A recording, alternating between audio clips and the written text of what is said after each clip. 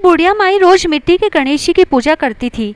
बेचारी बुढ़िया के बनाए गणेश जी रोज गल जाते थे। उसके घर के सामने एक सेठ जी का मकान बन रहा था। बुढ़िया माई सेठ जी के मकान पर जाकर मकान बनाने वाले कारीगर से बोली, भाई मेरे मिट्टी के बनाए गणेश जी रोज गल जाते हैं, आप मेरी पूजा के लिए पत्थर से एक गणेश जी बना दो, आपकी बड़ी कृपा होगी। मकान बनाने वाला कारीगर बोला, माई जितनी देर में तुम्हारे लिए गणेश जी बनाएंगे उतनी देर में तो सेठ जी की दीवार पूरी कर देंगे। बुढ़िया यह सुनकर गुस्से से बोली, भगवान करे तेरी दीवार टेढ़ी हो जाए, और दुखी मन से घर वापस आ गई। इधर कारीगर को दीवार पूरी करते करते शाम हो गई, परंतु दीवार बनने से पहले ही टेढ़ी हो जाए।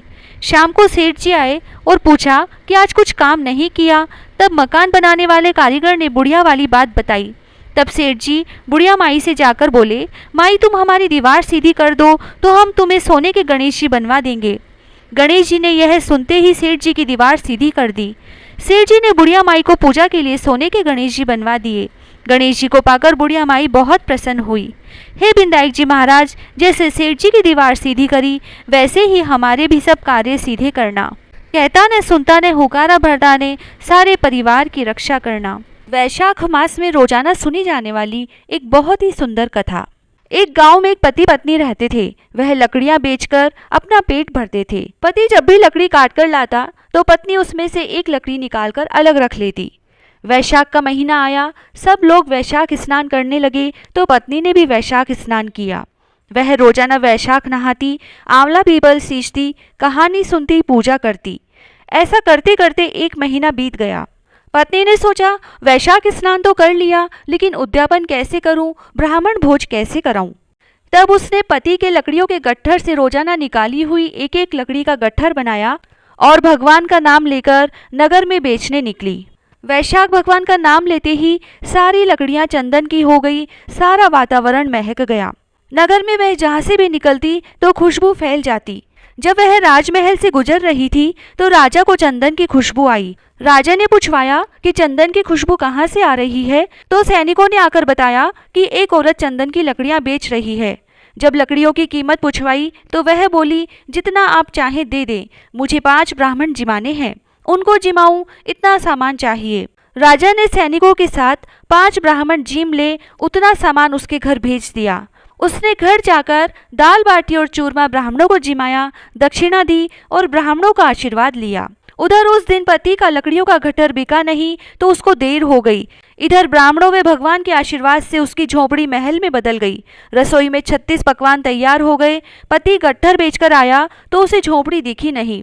वो पड़ोसन से पूछने लगा तो पड़ोसन बोली, तुम तो लकड़ियां बेचते रहते हो, तुम्हारी पत्नी स्नान ध्यान पाठ पूजा करती है, ब्राह्मण जिमाती है, बाकी तुम जानो। इतने में उसकी पत्नी आ गई। पति से बोली, ये ही अपना घर है। पति को गुस्सा आया और बोला, तूने चोरी की या डाका डाला जो अचानक से इतना धन आ गया। तब वो बोली कि मैंने वैशाख स्नान किया, बड़ पीपल सींचा, उसका फल भगवान ने मुझे दिया है। ब्राह्मण जिमाने के लिए रोज आपकी लकड़ियों के गट्ठर में से एक लकड़ी निकालती थी, वो लकड़ियां भगवान की कृपा से चंदन की हो गई। बेचने गई तो राजा ने गट्ठर मांगा, मैंने राजा से सूखा सामान मांगा जिससे ब्राह्मण जिमाए, वे दक्षिणा दी। ब्राह्मणों ने आशीर्वाद दिया, उसका फल भगवान ने हमें दिया। तब पति को तसल्ली आई। दोनों पति पत्नी ने साथ भोजन किया और महलों में वास किया। हे भगवान, जैसे उन पति पत्नी के भंडार भरे वैसे सबके भरना, खोटी की खरी अधूरी की पूरी करना। बैसाख की कहानी। एक राजा था, वह रोजाना गंगा स्नान करने जाता था। उसके कोई पुत्र नहीं था। राजा बहुत दुखी रहता था। उसने बैसाख महीना स्नान ध्यान व्रत उपवास दान धर्म तथा दया में व्यतीत किया। वह रोजाना गंगा मैया से कहता, हे गंगा मैया, मुझे एक बेटा दे दो। इसी आशा से उसने बैसाख स्नान किया था। वह रोजाना सुबह जल्दी स्नान करता था और सोचता था कि सबसे पहले गंगा स्नान मैंने किया है, लेकिन उसके आने से पहले ही पानी हिलता हुआ नजर आता था। तब उसे विचार आता कि नगरी में ऐसा कौन स्त्री पुरुष है जो मेरे से पहले ही स्नान कर जाता है। उसको ये ही उत्सुकता मन में रहती थी। उसने प्रण किया कि अगर कोई स्त्री होगी तो मैं उससे विवाह कर लूंगा। इसी सोच में वह एक दिन जल्दी उठकर गंगा स्नान के लिए गया। वहां जाकर उसने देखा कि एक बंदरिया स्नान करके पेड़ पर चढ़ गई। वह अचंभा करने लगा कि बंदरिया रोजाना गंगा स्नान करती है। वह गंगा किनारे एक पेड़ पर रहती थी और राजा के आने से पहले ही स्नान कर लेती थी और गंगा मैया से कहती थी कि गंगा मैया, राजा को बेटा दो तो मुझे 7800 पोते देना। बंदरिया मनुष्यों की भाषा बोलती थी और राजा के कहते ही बोल देती। राजा बोलता, बैसाख भगवान, विष्णु भगवान, मुझे एक बेटा दो, तो बंदरिया बोलते कि मुझे 7800 पोते दो। भगवान ने दोनों की बात सुनी और दोनों को आशीर्वाद दिया। राजा ने विचार किया कि मैंने गंगा किनारे मन में संकल्प किया है तो मुझे उसे पूरा करना चाहिए, और सैनिकों को बुलाकर कहा कि जाओ, गंगा किनारे एक बंदरिया है, उसे लेकर आओ, मैं उससे विवाह करूंगा। राजा के सैनिक बंदरिया को ले आए। राजा ने आला गीला बांस कटाकर फेरे ले लिए और बंदरिया को महल में रख लिया। राजा के पहले से ही रानियां थी। वे सब रानियां बंदरिया से चिढ़ने लगी कि हमसे बच्चा नहीं हुआ, इसीलिए राजा बंदरिया से बच्चा चाहते हैं। अब बंदरिया महल में ही रहने लगी। बहुत दिन हो गए। कुछ दिनों बाद बैसाख महीना वापस आया। एक दिन राजा ने खाना खाकर आम की गुठली को वहीं छोड़ दिया। बंदरिया आई और उस गुठली को खा गई। उस गुठली से उसके गर्भ रह गया। यह बात पूरे राजमहल में फैल गई। जब बंदरिया को 7वां महीना लगा तो वह राजा से बोली कि मुझे बच्चा होगा तब मैं कैसे आवाज दूंगी, और मेरी आवाज से कोई आएगा भी नहीं। राजा ने उसकी बात सुनकर कहा कि तुम सही बोल रही हो। यह बात सोचकर राजा ने उसके महल में घंटी लगवा दी और बंदरिया से कहा, जब भी तुम्हें तकलीफ हो तब यह घंटी बजा देना, और उसके डोरी बांधकर बंदरिया के हाथ में पकड़ा दी। थोड़े दिनों बाद रानियां बंदरिया के महल में उससे मिलने गई तो घंटी को देखकर उससे सारी बात पूछी, तो बंदरिया ने बताया कि राजा ने लगवाई है। रानियों ने विचार किया कि अगर इसको बच्चा हो गया तो हमारा मान घट जाएगा। इसी बात से परेशान होकर रानियों ने कहा कि घंटी बजाकर दिखाओ, राजा आते हैं या नहीं। बंदरिया ने रानियों के कहने से घंटी बजा दी। घंटी सुनकर राजा आए तो सभी रानियां हंसने लगी और सब ने राजा का मजाक बनाया और कहा कि राजा जी, जानवर की प्रवृत्ति होती है उछल कूद करने की, इसी उछल कूद में घंटी बजा देगी तो आप बार बार राज्यसभा छोड़कर आएंगे। राजा ने भी रानियों की बात का समर्थन किया कि सही कह रही है। उधर रानियों ने विचार किया कि जब इसको बच्चा होगा तो नदी में फिकवा देंगे और राजा से कह देंगे कि पत्थर हुआ है। रानियों ने यह बात दासियों को समझा दी। अब बंदरिया के बच्चा होने का समय आया। बंदरिया को पीड़ा होने लगी। तब उसने घंटी बजाई। घंटी की आवाज़ सुनकर राजा नहीं आए। राजा ने सोचा कि बंदरिया जानवर है, ऐसे ही बजा दी होगी, और राजा नहीं आए। उधर रानियों ने जब घंटी की आवाज़ सुनी तब दासी को बुलाकर बंदरिया के महल में गई और बंदरिया को समझाने लगी कि बच्चा होता है तब आंखों पर पट्टी बांधते हैं। बंदरिया ने भी ऐसा ही किया। अब उसके सुंदर सा राजकुमार हुआ। सभी रानियां चकित रह गई कि इतना सुंदर राजकुमार पैदा हुआ है। अब हमारा अपमान होगा और बंदरिया का मान बढ़ जाएगा। इसे नदी में फिकवा देते हैं और राजा से कह देंगे कि पत्थर हुआ है। रानियों ने दासी को एक लकड़ी का बक्सा दिया और बच्चे को उसमें रखवा कर कहा कि तुम इसे नदी में फेंक कर आ जाओ। दासियों ने ऐसा ही किया और बंदरिया के पास पत्थर लाकर रख दिया और बंदरिया से कह दिया कि तेरे पत्थर हुआ है। बंदरिया बहुत दुखी हुई। उधर राजा को कहलवा दिया कि बंदरिया के पत्थर हुआ है। राजा बहुत दुखी हुए और विचार किया, जब रानियों के ही बच्चा नहीं हुआ तो जानवर के कहाँ से बेटा होगा। भगवान की इच्छा समझकर राजा ने मन में संतोष कर लिया। उधर एक दासी ने बक्सा ले जाकर मिट्टी की खान में रख दिया। उसको नदी में नहीं फेंका। मन में विचार किया कि मैं इस बच्चे को नदी में फेंककर पाप क्यों कमाऊं। मैं तो इसको रानियों के आदेश से यहाँ ले आई, अब इसको मारकर मुझे क्या मिलेगा। वह उसे रात के अंधेरे में वहीं रखकर आ गई और सोचा कि रात के अंधेरे में मुझे कोई नहीं देखेगा। सुबह जब सूरज की किरणें निकलती है तो कुम्हार घड़े बनाने के लिए मिट्टी लेने गया। वहां बक्से में से बालक के रोने की आवाज़ आई तो खोलकर देखा तो इतना सुंदर राजकुमार था। कुम्हार कुम्हारी बहुत खुश हुए क्योंकि उनके भी कोई संतान नहीं थी। उन्होंने सोचा, भगवान से रोजाना प्रार्थना करते थे, आज तो भगवान ने सुन ही ली। बच्चे को लेकर घर आ गए। उधर रानियों ने दासी से पूछा कि बच्चे को बहा दिया क्या, तो दासी ने हाँ कर दी। इधर दिन प्रतिदिन बच्चा बड़ा होने लगा। थोड़े दिनों बाद बच्चा बड़ा हुआ तो बैसाख भगवान की कृपा से बच्चे को सब कुछ पता चल गया कि मैं किसी राजा का राजकुमार हूँ, इनका बच्चा नहीं हूँ। बच्चे ने अपने कुम्हार पिता से कहा कि मुझे मिट्टी के हाथी घोड़े बनाकर दो। कुम्हार ने बच्चे को हाथी घोड़े बनाकर दे दिए। बच्चा मिट्टी के हाथी घोड़े लेकर कुएं की पाल पर जाकर बैठ गया और वहां बैठा बैठा मिट्टी के हाथी घोड़ों से बात करने लगा और उनसे बोला, पियो पियो रे मिट्टी के हाथी घोड़े पानी पियो। तभी राजा की दासियां कुएं पर पानी भरने आई तो दासियों ने कहा कि कहीं मिट्टी के हाथी घोड़े भी पानी पीते हैं क्या। इस बात पर बच्चा खूब हंसा और कहने लगा कि कहीं राजा की रानी के भी पत्थर पैदा होते हैं क्या। यह सुनकर दासियां चकित रह गई कि ये बात बच्चे को कहाँ से पता लगी। वे दासियां महल में आई तो रानियों से सारी बात कह दी। रानियों ने सोचा कि यह बात राजा तक न पहुंच जाए। इसी चक्कर में रानियों ने राजा से शिकायत की कि कुम्हार का बच्चा कुएं पर दासियों को गाली दे रहा था, इसीलिए कुम्हार को देश निकाला दे दो। रानियों के कहने पर राजा ने हुक्म दिया कि कुम्हार को दूसरे गांव भेज दो। नौकर कुम्हार के पास गए और उसे गांव छोड़ने का आदेश दे दिया। कुम्हार बहुत गिड़गिड़ाया कि मेरा यहाँ पर अच्छा व्यापार चलता है, अगर मेरा व्यापार बंद हो गया तो गुजारा कैसे चलेगा। लेकिन राजा के हुक्म के आगे उसकी नहीं चली। वह गांव छोड़कर जंगल में चला गया। थोड़े दिनों बाद लड़का और बड़ा हो गया। अब तो सब जंगल में झोपड़ी बांधकर रहने लगे। आसपास बहुत सारे पेड़ पौधे लगा लिए।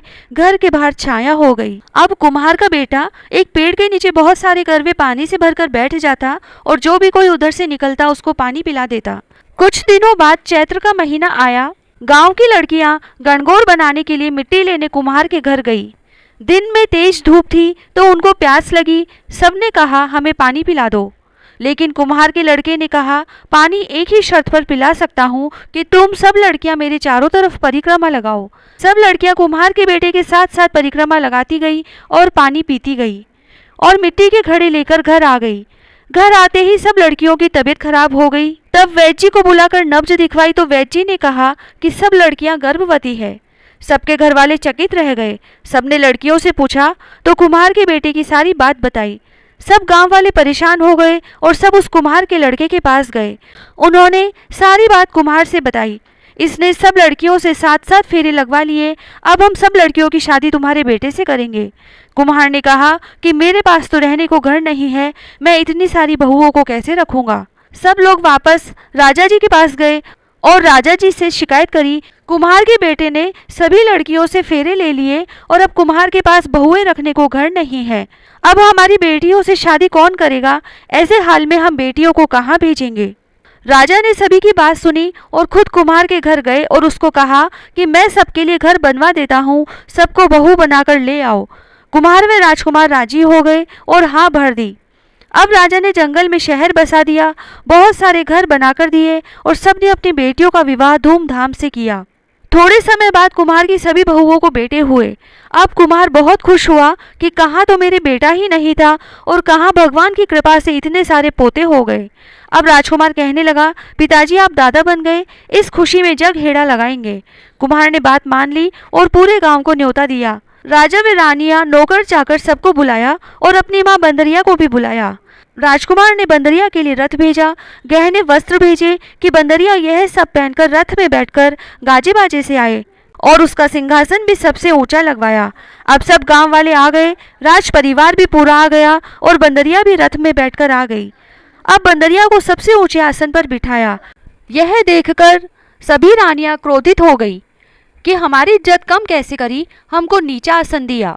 सबने राजा जी से कहा कि आपने कुम्हार की इतनी सहायता करी और इसने आपका सिंहासन नीचे लगवाया है, जबकि बंदरिया का आसन ऊंचा लगवाया है। राजा जी बोले थोड़ी देर में बात करते हैं, पहले सबको भोजन कर लेने दो। इधर राजकुमार ने सभी पत्नियों से कहा कि ये बंदरिया मेरी माँ है और मैं इसका बेटा हूँ और तुम सब इसकी बहुएं हो, इसीलिए सभी पत्नियां बच्चों को माँ की गोद में देती जाओ और पाँव छूती जाओ। सभी बहुएं बंदरिया को बच्चे गोद में देती गई और पाँव छूती गई। यह सारा दृश्य सभी गांव वाले देखते रहे। राजा जी व उनका सारा परिवार भी देखते रहे। यह सब देखकर राजा जी को अचंभा हुआ और उसने राजकुमार को बुलाकर पूछा कि ये क्या हो रहा है। राजकुमार ने सभी रानियों व दासियों को बुलाकर कहा कि ये मेरी माँ है और आप मेरे पिता हैं और ये सब आपके पोते हैं। राजा ने पूछा कि यह कैसे हो सकता है। तब राजकुमार ने दासी का हाथ पकड़कर कहा कि सच बताओ। तब दासी ने डर के मारे सारी बात बताई कि बंदरिया के बेटा हुआ था और मुझे रानियों ने कहा कि इसको नदी में फेंक आओ, लेकिन मैंने इस कार्य को पाप समझकर इसे कुम्हार की खान में छोड़ दिया। ये वही राजकुमार है महाराज जो बंदरिया से हुआ था और आपको झूठ कहा था कि बंदरिया के पत्थर हुआ है। राजा जी बहुत खुश हुए और वे सभी बहुओं और पोतों को महल में ले गए तथा उन रानियों और दासियों को देश निकाला दे दिया। राजा जी ने बंदरिया से कहा कि मैंने तो बैसाख महीने में भगवान से एक बेटा मांगा था और भगवान ने इतने सारे पोते दे दिए। यह सुनकर बंदरिया बोली कि महाराज, आप जब सुबह स्नान करने आते थे तब कहते थे कि मुझे बेटा देना, और मैं कहती थी कि भगवान राजा को एक बेटा देना और मुझे 7800 पोते देना। मैं नहीं जानती थी कि मैं क्या बोल रही हूँ, मेरी तो जानवर प्रवृत्ति थी। लेकिन बैसाख भगवान ने मेरी अनजाने में कही हुई बात भी सच कर दी। राजा जी अपने बेटे, बहुओं व पोतों से बहुत खुश हुए। हे बैसाख भगवान, राजा जी की इच्छा पूरी करी वैसी सबकी करना। कहता ने सुनता ने हुकारा भरता ने अपने सारा परिवार की मनोकामना पूरी करना। बिंदायक जी की कहानी। एक लड़का था, कोई काम नहीं करता। उसकी माँ हमेशा उसको डांटती थी कि बेटा कोई तो काम करा कर, लेकिन वो तो गणेश जी को सुमरता रहता था, कोई काम नहीं करता था। एक दिन माँ ने उसको घर से निकाल दिया तो वह गणेश जी का नाम लेकर चला गया। चलते चलते दूर जंगल में निकल गया और गणेश जी को सुमरता रहा। गणेश जी ने सोचा कि यह तो मेरे नाम से निकला है, जंगल में इसे बाघ वगैरह खा जाएंगे। यह सोचकर गणेश जी प्रकट हो गए और लड़के से पूछा कि कहाँ जा रहा है। लड़के ने कहा, मैं गणेश जी से मिलने जा रहा हूँ। गणेश जी बोले कि मैं ही गणेश जी हूँ। लड़के ने कहा, मैं कैसे मानूं कि आप ही गणेश जी हो। गणेश जी ने कहा, तू मांग कर तो देख। लड़के ने कहा, जो मांगूंगा वो देंगे आप। गणेश जी ने कहा, एक बार में ही मांग लेना, बार बार नहीं दूंगा। तो लड़का बोला कि सोचने दो। लड़के ने सोचकर मांगा, ढोलो हींग राज को, पूछो गजराज को, दाल भात गेहुआ का फलका, ऊपर ढपसो खांड को, पुरसन वाली ऐसी मांगू जाने फूल गुलाब को। बिंदायक जी बोले, तूने तो बहुत सारा मांग लिया, पर जा तेरे ऐसा ही हो जाएगा, अब तू घर चला जा। बिंदायक जी अंतर्ध्यान हो गए और लड़का अपने घर आया तो देखा कि झोपड़ी का महल बन गया और पीढ़े पर छोटी सी बहू बैठी थी। घर में बहुत सारा धन हो गया। आकर अपनी माँ से बोला, माँ, बिंदायक जी ने बहुत सारा धन दे दिया। तो माँ बहुत खुश हो गई। हे बिंदायक जी महाराज, जैसा उस बच्चे को दिया वैसा सबको देना। कहता न सुनता न हुकारा भरता न अपने सारे परिवार की रक्षा करना।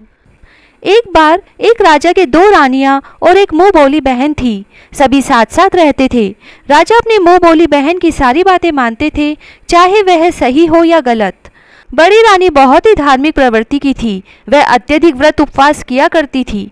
बड़ी रानी वैशाख के रविवार का व्रत करती थी और बड़ पीपल तथा आकड़े के पेड़ की पूजा किया करती थी। छोटी रानी चापलूस प्रवृत्ति की थी। उसने अपनी मुंह बोली बहन को पटा रखा था। छोटी रानी जानती थी कि राजा को अगर खुश रखना है तो उनकी मुंह बोली बहन को भी खुश रखना होगा, तो वह वही कार्य करती थी जिससे उसकी ननद को खुशी मिले। लेकिन बड़ी रानी को चापलूसी पसंद नहीं थी।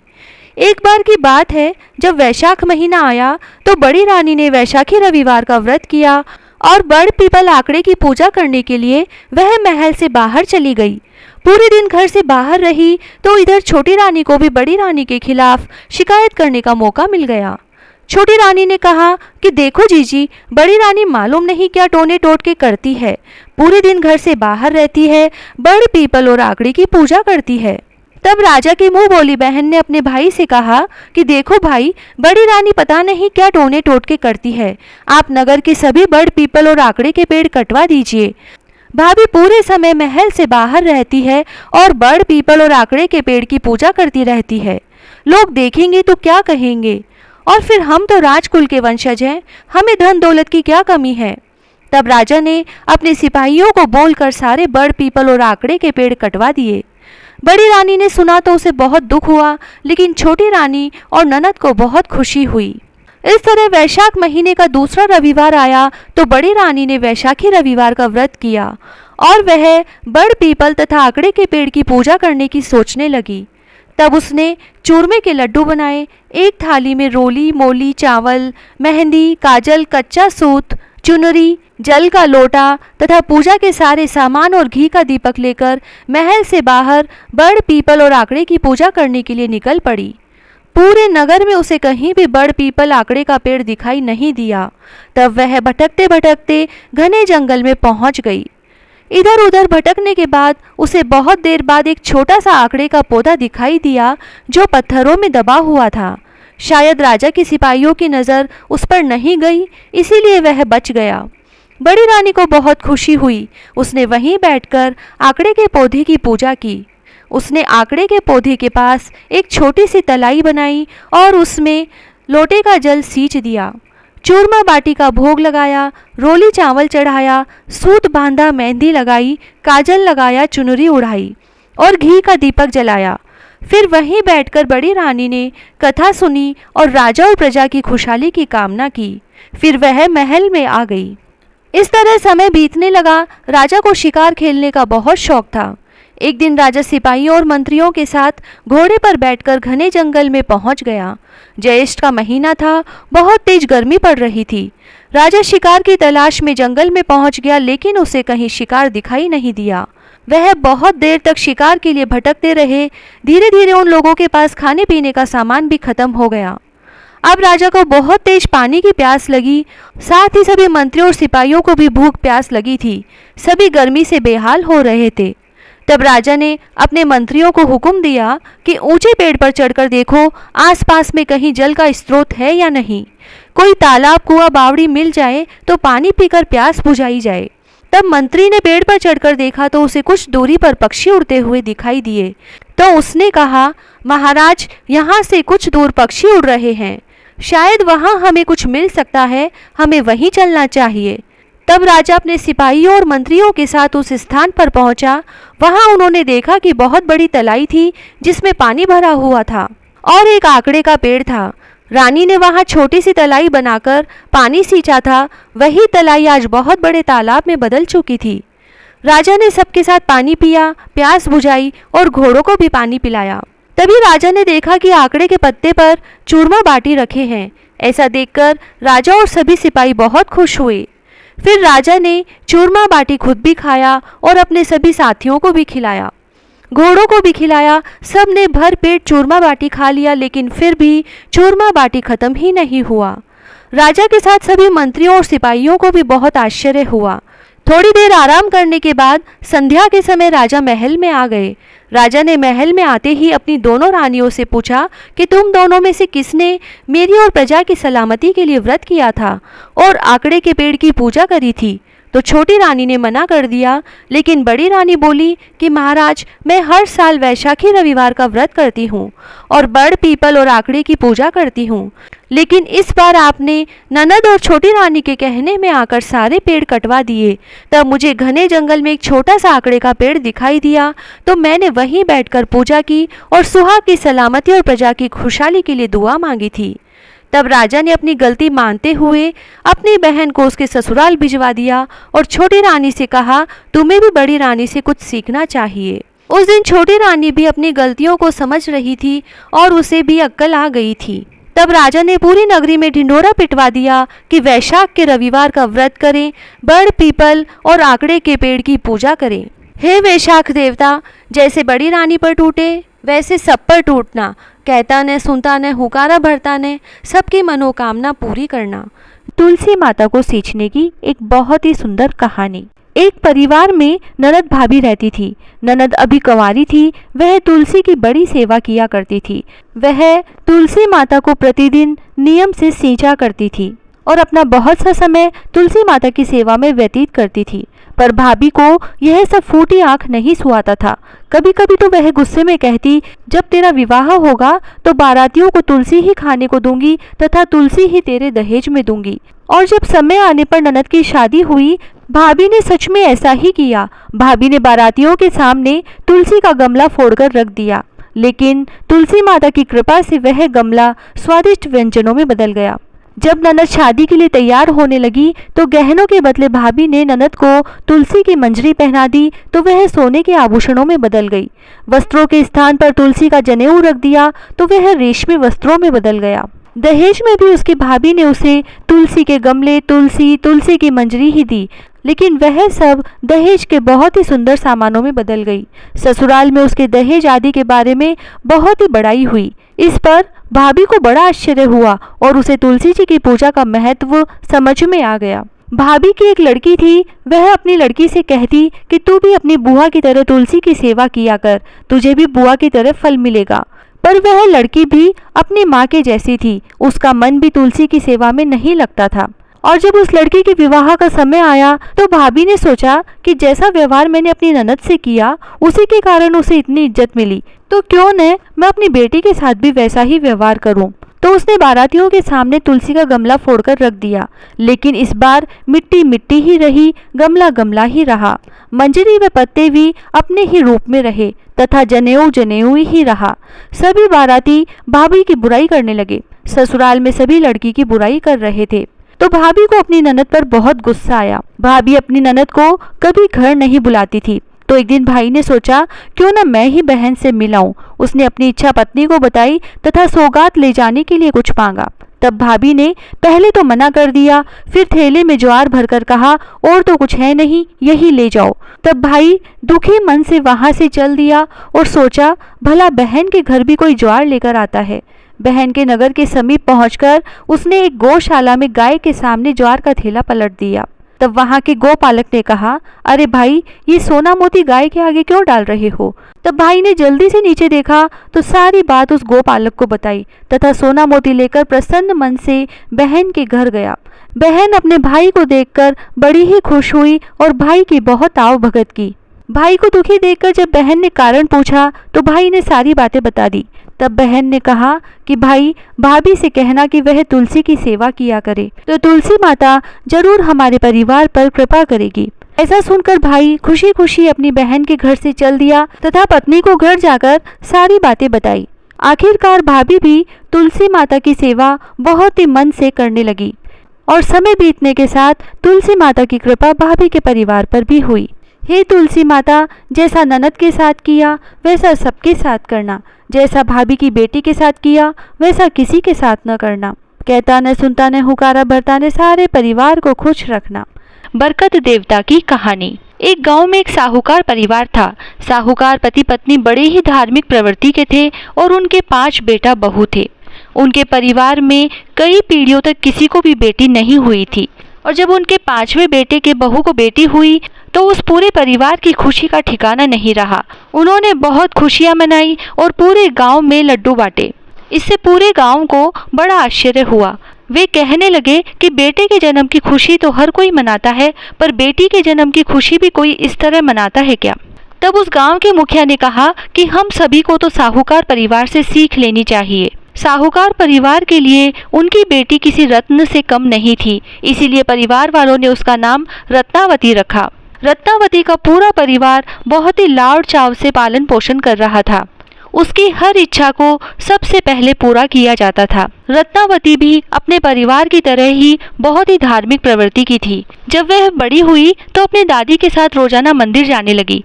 वह भी अपनी दादी के साथ तुलसी, केले, पीपल आदि को सींचती, सभी देवी देवताओं की पूजा करती, भजन कीर्तन करती। एक समय की बात है, जब वैशाख महीना आया तो साहूकार ने अपनी पोती के साथ मंदिर में गई। वहाँ बहुत सी औरतें वैशाख महीने की कहानी सुन रही थी, तो दोनों दादी पोती भी वहीं बैठकर कहानी सुनने लगी।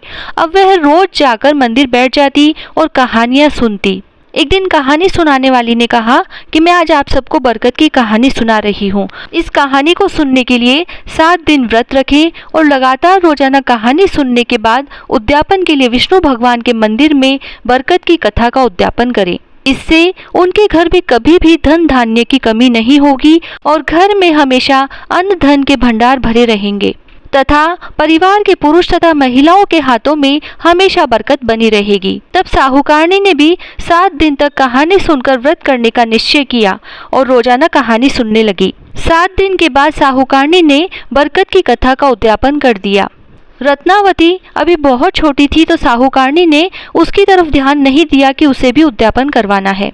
धीरे धीरे रत्नावती बड़ी हुई और जब शादी योग्य हो गई तो परिवार वालों ने अच्छा घर वर ढूंढकर उसका विवाह कर दिया। रत्नावती के ससुराल में 4 जनों का छोटा सा परिवार था, जिसमें सास, बहू, रत्नावती तथा रत्नावती का पति था। जब रत्नावती ससुराल आई तो रोजाना की अन्य कामों का जिम्मा उसे सौंपा गया तथा खाना बनाने का जिम्मा सासू माँ ने ले लिया। उसकी सास खाना बनाने के बाद सबसे पहले अपने पति को खिलाती, फिर पुत्र को खिलाती और फिर बाद में खुद खाकर बचा हुआ जो भी खुरचन बचता वह रत्नावती को दे देती थी। रत्नावती बचा कुचा खाना खाकर पानी पीकर सो जाती थी। धीरे धीरे रत्नावती कमजोर पड़ने लगी। तब एक दिन रत्नावती के पति ने रत्नावती से पूछा कि हम घर में सिर्फ 4 जने हैं, मैं अच्छा कमाता हूँ, अच्छा खाना बनता है, पर तुम रोजाना कमजोर क्यों होती जा रही हो? तुम्हें किस बात का दुख है, मुझे बताओ। तब रत्नावती बोली कि आपकी माँ आप सभी को तो भरपेट खाना खिलाती है, लेकिन मुझे बची कुची कढ़ाई की खुरचन परोस देती है। मुझे रोजाना भरपेट खाने को नहीं मिलता, इसीलिए कमजोर होती जा रही हूँ। तब उसके पति ने कहा कि मेरी माँ ऐसा क्यों करेगी, तुम कल से मेरी थाली का खाना खा लेना और तुम्हें जो खाना परोसा जाएगा वह मैं खाऊंगा।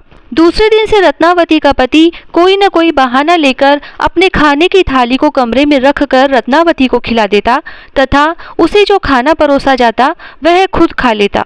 धीरे धीरे रत्नावती के पति का स्वास्थ्य बिगड़ने लगा। रत्नावती का पति दिन बर दिन कमजोर पड़ने लगा, सूखने लगा। तब रत्नावती की सास ने अपने बेटे से कहा कि बेटा, मैं तो तुझे रोज अच्छे से अच्छा खाना देती हूँ, फिर तुम दिन पर दिन कमजोर क्यों होते जा रहे हो, क्यों सूख रहे हो? तब बेटा बोला, माँ मैं रोज बचा कुचा खाना जो तुम रत्नावती को देती हो वह खाता हूँ और मेरे हिस्से का खाना मैं रत्नावती को खिला देता हूँ। जैसा खाना खाऊंगा शरीर भी वैसा ही तो होगा। माँ, हम ले देकर परिवार में 4 तो जने हैं, तो तुम रत्नावती को खुरचन वाला खाना क्यों देती हो? वह भी किसी की बहन बेटी है। तब रत्नावती की सास ने घर की चाबी रत्नावती को सौंप दी और कहा कि बहू, आज से खाना तुम बनाओगी और मैं आराम करूंगी। बहुत दिन हो गए मुझे घर का काम करते करते, आज से पूरे रसोई की जिम्मेदारी तुम्हारी है। उस दिन रत्नावती की खुशी का कोई ठिकाना नहीं रहा। उसने ढेर सारा खाना बनाया, तरह तरह के पकवान बनाए। फिर उसने सबसे पहले अपने ससुर को खाना खिलाया, फिर सास को, उसके बाद अपने पति को खाना खिलाया। सबके खाना खा लेने के बाद जब रत्नावती खुद खाना खाने बैठी तो उसे कढ़ाई बिल्कुल साफ मिली, उसे खुरचन भी नसीब नहीं हुई। उस दिन उसे भूखा ही सोना पड़ा। तब उसके पति ने उससे पूछा कि आज तो तुमने खुद खाना बनाया है, आज तो तुमने भर पेट खाना खाया होगा। तब उसने कहा, जब सासू माँ खाना बनाती थी तो मुझे खुरचन तो खाने को मिलती थी, लेकिन आज तो मैंने खुद खाना बनाया, आप सबके खाना खा लेने के बाद मुझे तो कढ़ाई बिल्कुल साफ मिली, मेरे हिस्से में तो आज खुरचन भी नसीब नहीं थी। पति को बड़ा आश्चर्य हुआ। उसने कहा, यह कैसे हो सकता है, तुम कल और ज्यादा खाना बनाना। दूसरे दिन उसने पहले दिन से भी ज्यादा खाना बनाया। फिर सबको खाना खिलाने के बाद जब रत्नावती खुद खाना खाने बैठी तो उस दिन भी उसके लिए कुछ नहीं बचा, उसे कढ़ाई बिल्कुल साफ मिली। उसने यह सब अपना भाग्य मान लिया कि उसके हिस्से में अन्न देवता लिखे ही नहीं है। धीरे धीरे रत्नावती फिर से सूखने लगी। तब रत्नावती की सास ने अपनी बहू से कहा कि बहू, अब तो खाना तुम खुद बनाती हो, फिर भी तुम दिन बर दिन सूख रही हो। तब रत्नावती ने पूरी बात अपनी सास को बताई। तब सास, ससुर और उसके पति को बड़ा आश्चर्य हुआ कि रत्नावती खुद खाना बनाती है, ज्यादा खाना बनाती है, तो भी सबके खा लेने के बाद उसके लिए कुछ नहीं बचता, कढ़ाई बिल्कुल साफ मिलती है। तब रत्नावती की सास ने अपने बेटे से कहा कि बेटा, तुम कुछ दिनों के लिए बहू को उसके पीहर लेकर चले जाओ, शायद वहाँ कुछ ढंग से खा लेगी तो इसका शरीर ठीक हो जाएगा, यह तो दिन बर दिन कमजोर होती जा रही है। इस तरह रत्नावती का पति रत्नावती को लेकर अपने ससुराल आ गया। जब रत्नावती मायके आई तो सभी ने रत्नावती की हालत देखी तो उनसे रहा नहीं गया और उन्होंने कहा कि बेटी, हमने इतना अच्छा परिवार देखकर तेरा विवाह किया था, तुझे किस बात का दुख है? क्या ससुराल वाले तुझे अच्छे से नहीं रखते? तब रत्नावती ने अपने परिवार वालों को बताया कि मेरे हिस्से में अन्न देवता लिखे ही नहीं है। जब मेरी सास खाना बनाती थी तो मुझे खुरचन तो खाने को मिल जाती थी, लेकिन अब तो मैं खुद खाना बनाती हूँ और रोज़ ज़्यादा से ज़्यादा खाना बनाने की कोशिश करती हूँ, लेकिन हर रोज़ मेरे हिस्से में सबके खाना खा लेने के बाद कुछ बचता ही नहीं है। अन्न देवता मुझसे रूठ गए हैं और मेरे भाग्य में लिखे ही नहीं है। तब रत्नावती की दादी को पूरी बात समझ में आ गई। तब रत्नावती की माँ और दादी ने रत्नावती को बरकत की कहानी सुनाने, व्रत करवाने और उद्यापन करवाने का निश्चय किया। दूसरे ही दिन रत्नावती ने अपनी माँ और दादी के साथ बरकत की कहानी सुनी, व्रत किया। इस तरह 7 दिन तक लगातार व्रत करने के बाद 8वें दिन विष्णु भगवान के मंदिर में उसके हाथ से बरकत की कथा का उद्यापन करवाया और फिर वह मायके से बहुत सारा धन लेकर वापस अपने ससुराल आ गई। जब रत्नावती ससुराल आई तो उसने अपनी सास को पूरी बात बताई कि बरकत देवता मेरे से नाराज थे और मेरे ऊपर श्राप लगा था, इसीलिए मेरी दादी माँ ने मुझे बरकत की कथा सुनाई और मुझसे 7 दिन तक व्रत करवाया तथा 8वें दिन उद्यापन करवाया। अब आज से मैं आपको कहानी सुनाऊंगी, आप हुकारा भरना। फिर रत्नावती ने अपनी सास से कहा कि आपने खाना खा लिया क्या? सास ने कहा कि बहू तू तो भूखी रहती है, हम सब खाना कैसे खा सकते हैं, हम तो तेरे दुख में दुखी हैं। तब रत्नावती ने कहा कि आज से मैं आपको कहानी सुनाऊंगी, हम सब व्रत करेंगे और 7 दिन बाद बरकत की कथा का उद्यापन करेंगे। तब रत्नावती ने कहानी सुनाई, सास ने हुकारा भरा। रत्नावती के पति और सास ससुर ने भी बरकत की कहानी सुनी। 7 दिन तक उन्होंने भी व्रत किया और फिर 8वें दिन रत्नावती ने अपने सास ससुर और पति के साथ बरकत की कहानी और व्रत का उद्यापन किया। विष्णु भगवान के मंदिर में गए, उद्यापन में नारियल, मिश्री, मिठाई और दक्षिणा चढ़ाई। सभी ने भगवान से घर में बरकत बनी रहे इसकी प्रार्थना की और पहले जो गलती हुई उसके लिए क्षमा मांगी। उसके बाद घर आकर रत्नावती ने खाना बनाना शुरू किया तो उसकी सास और पति ने कहा कि बहू आज तो तुम बहुत सारा खाना बनाना, लेकिन रत्नावती ने कहा कि नहीं, आज मैं देखना चाहती हूँ कि बरकत देवता मुझसे नाराज है या मुझ पर राजी हो गए हैं। आज मैं पहले जितना खाना बनाती थी उसका आधा ही खाना बनाऊंगी। उस दिन रत्नावती ने हमेशा से कम ही खाना बनाया और फिर अपने सास ससुर से कहा कि आप खाना खा लीजिए, लेकिन उसके सास ससुर ने कहा कि नहीं बहू, पहले तुम खाना खा लो। लेकिन रत्नावती ने कहा कि नहीं, पहले आप सब खाना खाइए, उसी के बाद मैं खाना खाऊंगी। तब रत्नावती के ससुर, सास और पति ने भरपेट खाना खाया। उसके बाद जब रत्नावती खाना खाने बैठी तो अभी भी बहुत सारा भोजन बाकी था। उस दिन से रत्नावती भी भरपेट भोजन करने लगी। हे बरकत देवता, जैसे रत्नावती पर राजी हुए वैसे सब पर होना, जैसे रत्नावती से नाराज हुए वैसे किसी से न होना। कहता ने, सुनता ने, हुकारा भरता ने, सारे परिवार को खुश रखना। जय श्री राधे। प्राचीन समय की बात है, एक नगर में एक सेठ रहता था। वह बहुत ही अमीर था। उसके पास हीरे जवाहरात, घोड़े, हाथी, महल, नौकर चाकर आदि की कोई कमी नहीं थी। वह बहुत ही आराम से अपना जीवन यापन करता था, परंतु सेठ स्वभाव से घमंडी और भगवान को नहीं मानने वाला था। उसका कहना था कि जो भी उसको मिला है वह उसकी वजह से ही मिला है, परंतु सेठ को यह पता न था कि यह उसके पूर्व जन्मों के कर्मों का फल है जो इसे इस जन्म में अच्छा जीवन जीने को मिला है। वह सेठ बहुत ही घमंडी, अभिमानी और खुद को परमात्मा मानता था। इस तरह वह अपने घर वालों को भी मजबूर करता था कि वह उसे ही सर्वश्रेष्ठ समझे।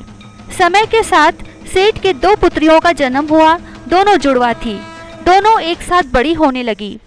बड़ी बेटी अपने पिता की तरह ही घमंडी थी और अपने पिता को ही सब कुछ मानती थी। वह भी नास्तिक विचारों वाली थी।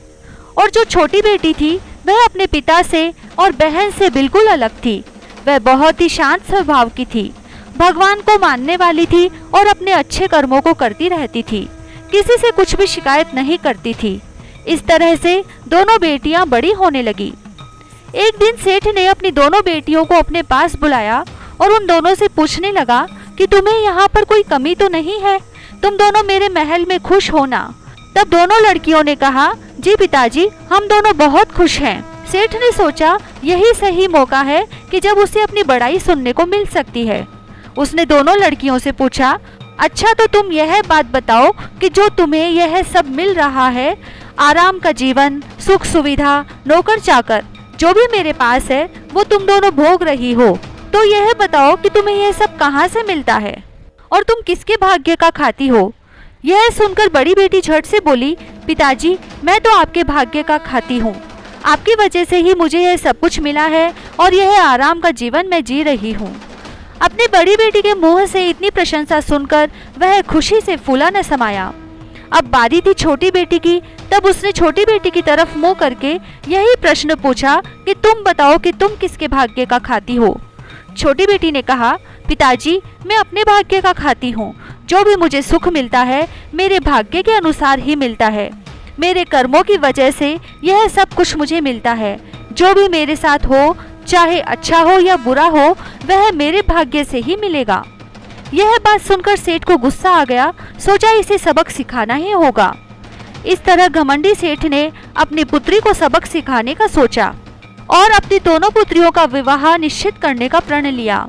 तब उसने एक दिन मंत्री को अपनी दोनों पुत्रियों के लिए वर खोजने के लिए आदेश दिया और कहा कि बड़ी पुत्री के लिए राजकुमार वर और छोटी पुत्री के लिए भिखारी वर ढूंढा जाए।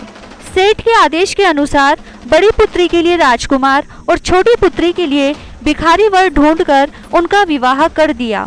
अपनी छोटी पुत्री को विदा करते समय सेठ ने कहा, पुत्री, तुम्हारा वर बहुत ही गरीब है, ऊपर से अस्वस्थ भी है।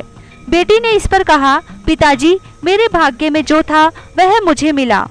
सेठ उसकी इस बात पर क्रोधित हुआ और अपनी छोटी पुत्री को एक जोड़ी कपड़े में ही विदा कर दिया और अपनी बड़ी पुत्री को सोना चांदी कपड़े और नौकर चाकर देकर विदा किया।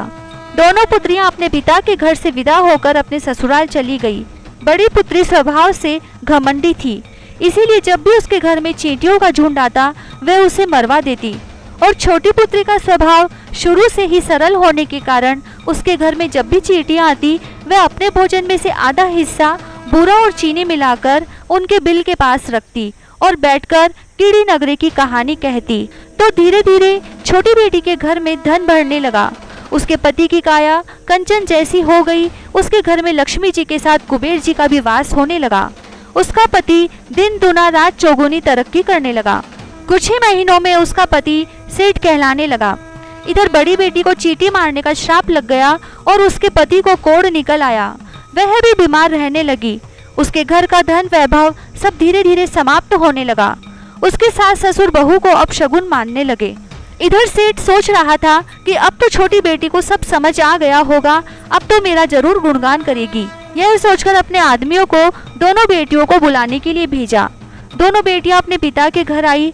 अपनी दोनों बेटियों को देखकर सेठ हैरान हो गया, क्योंकि बड़ी बेटी बहुत ही गरीब अवस्था में थी और ऊपर से अस्वस्थ भी थी, और छोटी बेटी की काया कंचन जैसी चमक रही थी, ऊपर से वह गहनों से लदी थी।